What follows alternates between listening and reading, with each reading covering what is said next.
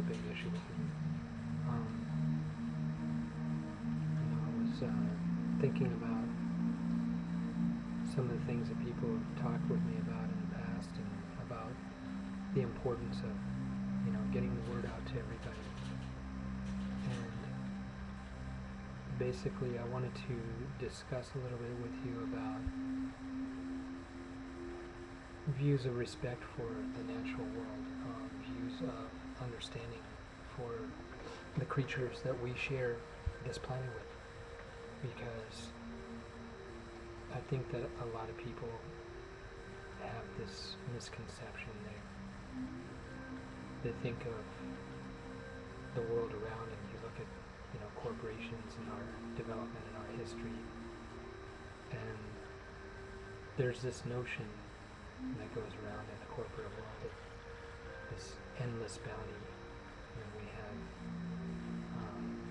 just endless resources available to us. And it's not true. We don't really have infinite resources. We have finite resources. There are some things in the natural world that can regenerate, and some things that cannot. And even those things that regenerate, they're under such an onslaught from humanity. I mean, when you look at it, and I'm going to talk a little bit about wildlife, for example, we seem to treat the world around us like it's ours to plunder, like we're not a part of it. The ancient Norse people, a long time ago, used to believe in a brotherhood or a kinship with the animals that they hunted and subsisted off of and shared the planet with. And it's a theme that's replete among most Aboriginal and Native people all over the world. You can look at the Native American culture. You can look at the Aborigines of Australia, or the indigenous people of Papua New Guinea, or the African Congo. You can look at people in Malaysia, the Polynesians, the islanders. They all knew, this idea of kinship, of belonging, and of balance. They all respected the natural world. They all lived in harmony with it. And there was a sense of camaraderie and of being, with the animals and the plants and the natural part of life, because this planet is not our planet for the pilfering. We're just a small part of this world, We are animals ourselves. We are. And many people forget that. They like to remove themselves. They feel very insular about this idea that they're somehow removed from nature, removed from the laws of the universe, that these things don't affect them, but they do. And anybody who forgets that law is fooling themselves.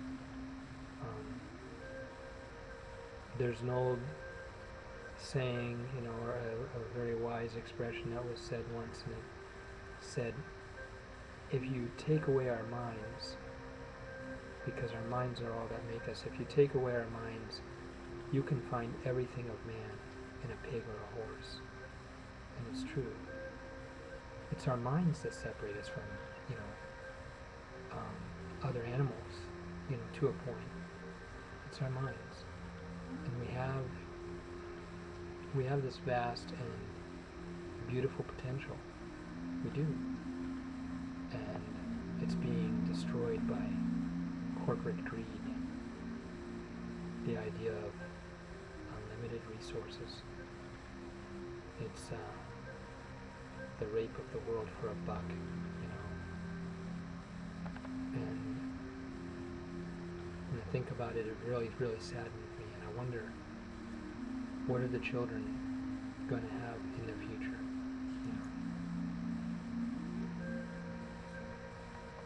life, all life, is interconnected. It's like a web, like a big spider web, if you will, some other big connection, We're all connected. Everything works together, and I think about an issue that's going on right now in the United States.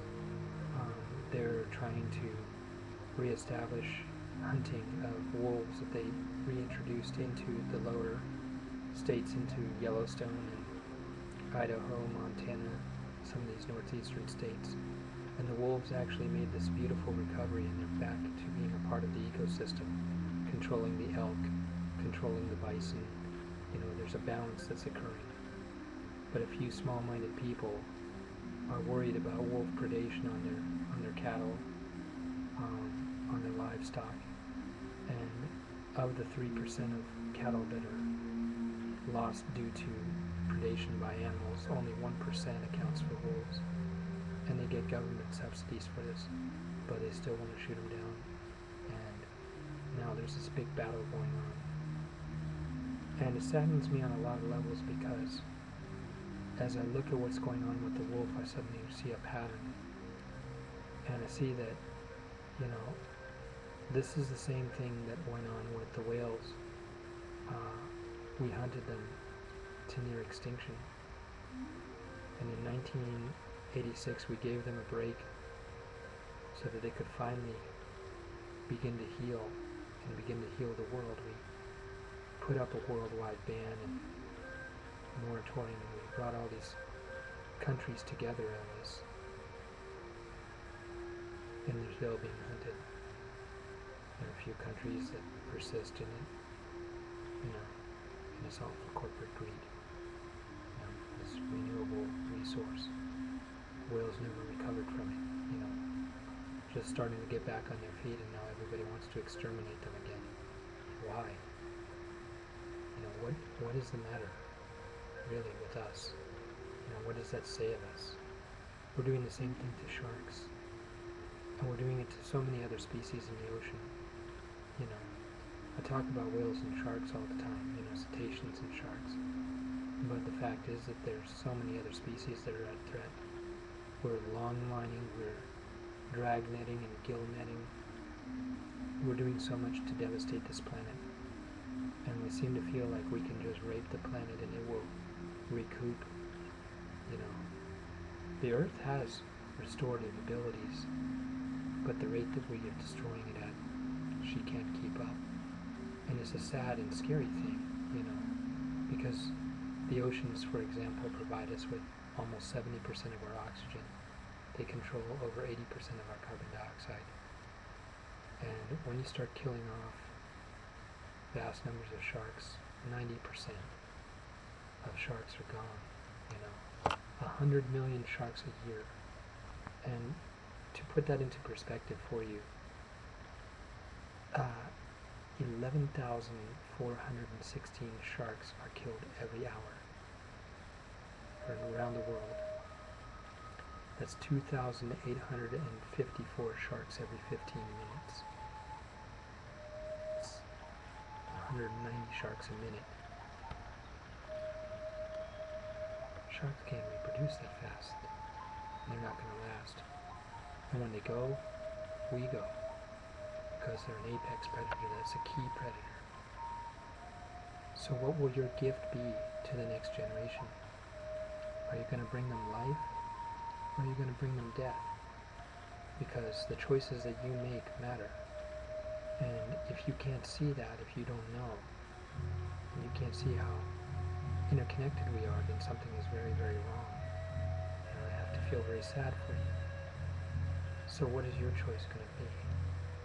Are you going to give them life, or give them death? It's totally up to you. You have to use your head.